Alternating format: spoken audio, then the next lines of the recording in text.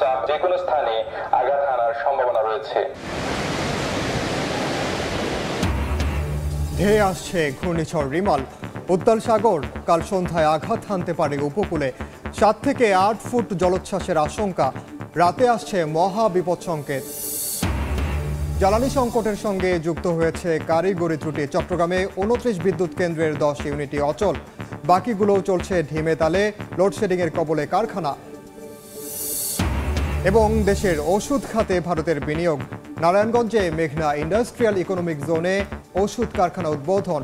স্বাস্থ্য খাতে নতুন দ্বার উন্মোচন, বললেন সালমান এফ রহমান।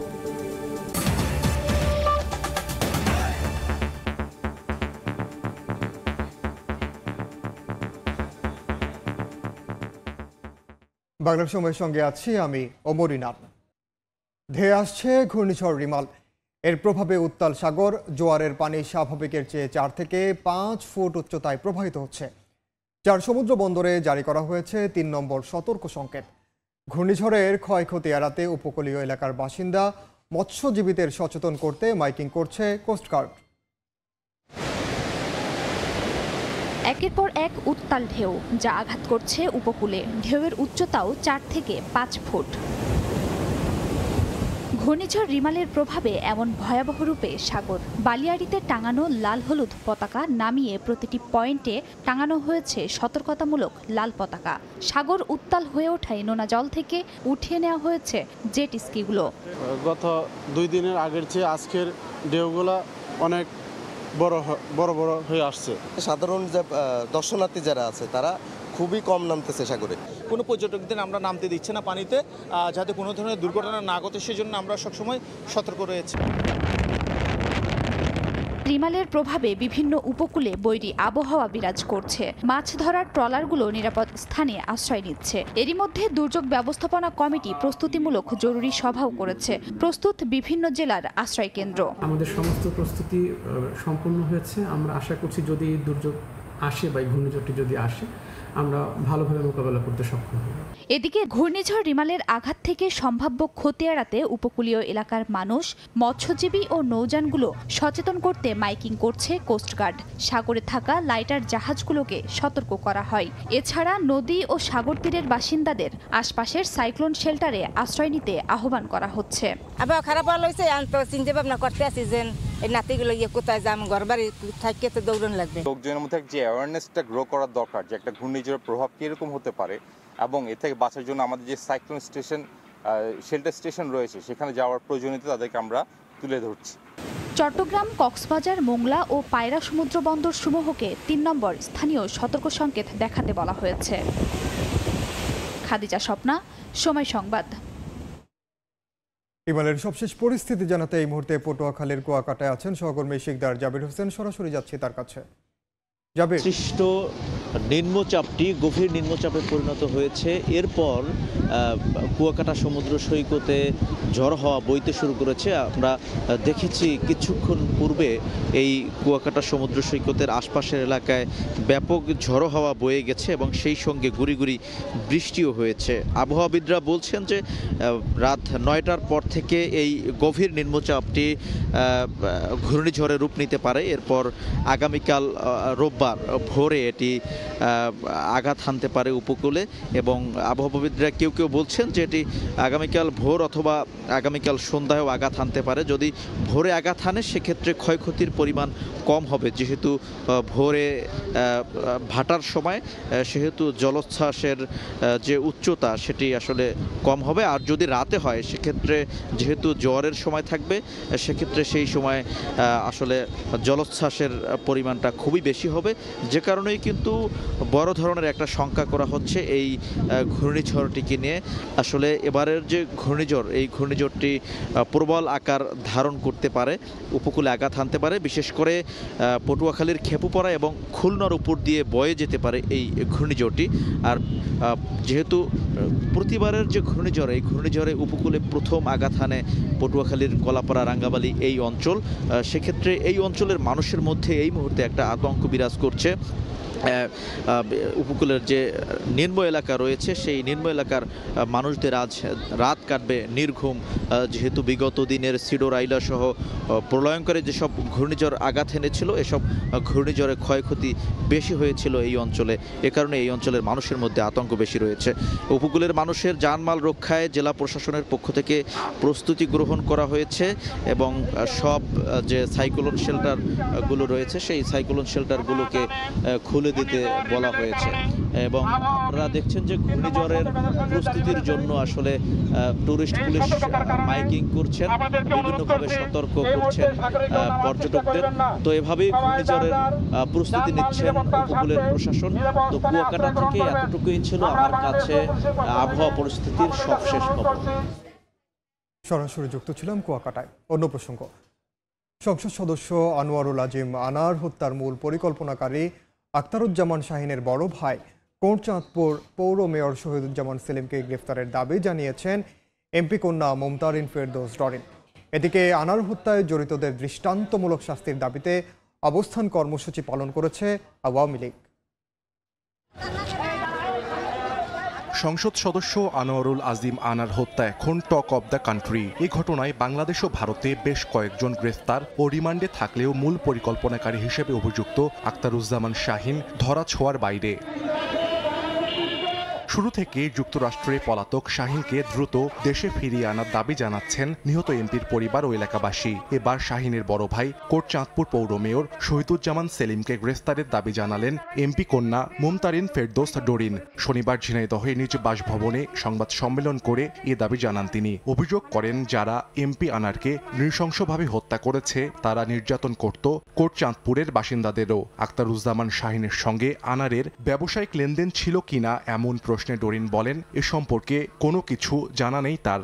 আখতারুজ্জামান শাহিন যার কথা আসছে মূল পরিকল্পনাকারী, তাকে অ্যারেস্ট করা, তার স্বীকারোক্তি নেওয়া হোক, সে কেন করছে, সেটা কি রাজনৈতিক ইস্যু, সেটা কি ব্যবসায়িক কিছু। তার ভাই নাকি একজন মেয়র, জনপ্রতিনিধি একজন, তাকে আইনের আওতায় নিয়ে আসা হোক এবং তাকে জিজ্ঞাসাবাদ করা হোক তার ভাই কেন এত বড় পাপ কাজের সাথে লিপ্ত। আমার বাবাকে নির্মমভাবে টুকরো টুকরো করে হত্যা করা হয়েছে আর তার ভাইকে এখনো পর্যন্ত আইনের আওতায় নিয়ে আসা হয়নি কেন। যারাই চক্রান্ত করে আমার বাবার এত বড় নির্মমভাবে হত্যা করেছে তারা তো এখন এই বিষয়টাকে ঘোরানোর জন্য ব্যবসায়িক কেন্দ্রে ভিন্ন পথ অবলম্বন করতেই পারে, বাঁচার জন্য মানুষ কি না করে।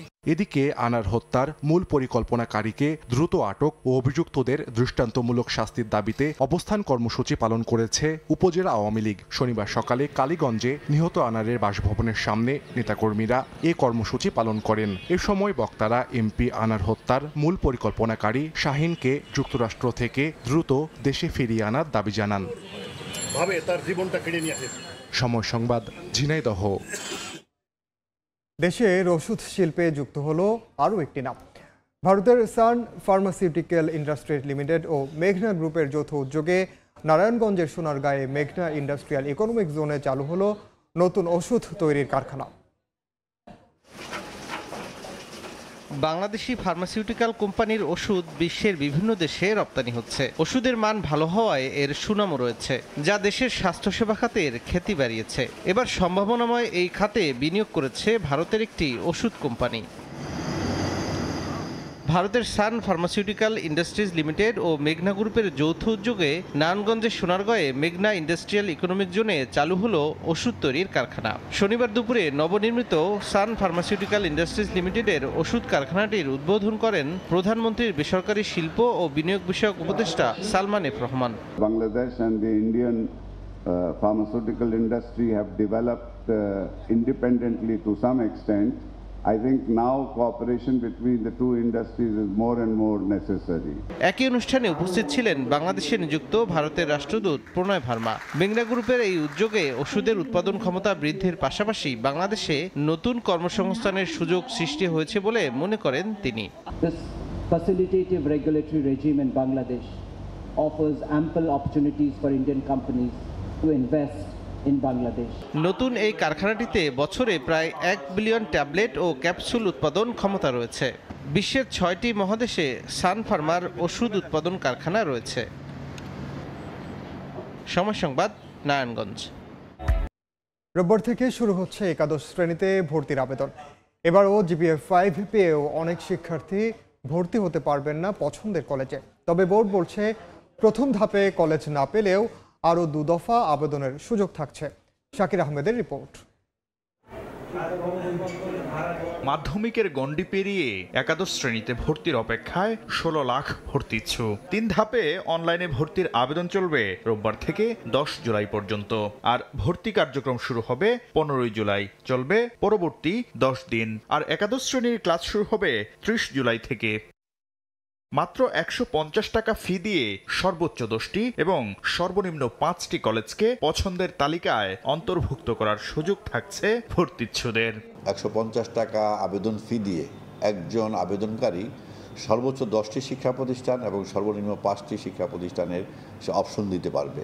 প্রতি বছরের মতো এবারও শিক্ষার্থীদের পছন্দের তালিকার শীর্ষে ফলাফলে এগিয়ে থাকা রাজধানী ঢাকা সহ দেশের বিভিন্ন মহানগরের কলেজগুলো। তাই জিপিএ 5 পেয়েও কাঙ্ক্ষিত কলেজে পড়ার সুযোগ পাবে না অনেক শিক্ষার্থী। তার প্রাপ্ত নাম্বার যেটা পেয়েছে সেইটা এবং তার এই অপশনগুলো যদি সমন্বয় হয় তাহলে সে তার কাঙ্ক্ষিত কলেজটি সে সিলেকশন পেতে পারে। যারা সিলেকশন পাবে না প্রথম পর্যায়ে, একেবারে আবেদন করে নাই, এই ধরনের সকল শিক্ষার্থীদের জন্য আমাদের দ্বিতীয় ধাপের ব্যবস্থা রাখা হয়েছে। ঠিক পর্যায়ক্রমে এরকম তৃতীয় ধাপ পর্যন্ত আমরা সুযোগটা রেখেছি। একাদশ শ্রেণীর ভর্তির ক্ষেত্রে মোট আসনের 93% মেধা কোটা, যা সবার জন্য উন্মুক্ত। আর বাকি 7%, 5% মুক্তিযোদ্ধার সন্তান আর 2% শিক্ষা মন্ত্রণালয়ের অধীনস্থ কর্মকর্তা কর্মচারীদের সন্তানদের জন্য সংরক্ষিত। শাকির আহমেদ, সময় সংবাদ, ঢাকা। দেখছেন বাংলার সময়। জাতীয় কবি কাজী নজরুল ইসলামের 125তম জন্ম জয়ন্তী উপলক্ষে নওগাঁয় সাংস্কৃতিক অনুষ্ঠান হয়েছে। সকালে শহরের মুক্তির মোড় শহীদ মিনারে স্থানীয় সামাজিক সংগঠনের আয়োজনে আলোচনা সভা ও নৃত্যানুষ্ঠানের মাধ্যমে কবিকে স্মরণ করেন কবি ভক্তরা। এ সময় কবি নজরুলের অসাম্প্রদায়িক চেতনা সমাজে বাস্তবায়নের তাগিদ দেন বিশিষ্টজনরা। এ পর্যায়ে শীর্ষ সংবাদগুলো জানিয়ে দিচ্ছি আরেকবার। গভীর নিম্নচাপ যেকোনো স্থানে আঘাত হানার সম্ভাবনা রয়েছে। ধেয়ে আসছে ঘূর্ণিঝড় রিমাল। উত্তাল সাগর কাল সন্ধ্যায় আঘাত হানতে পারে উপকূলে। 7 থেকে 8 ফুট জলোচ্ছ্বাসের আশঙ্কা। রাতে আসছে মহা বিপদ সংকেত। এই ছিল বাংলার সময়ে। সন্ধ্যার সময়ের সঙ্গে থাকবেন সহকর্মী আফরোজা মৌটুসী। ধন্যবাদ ইনান। সন্ধ্যার সময় নিয়ে ফিরছি কিছুক্ষণ পর, সঙ্গেই থাকুন সময়ের।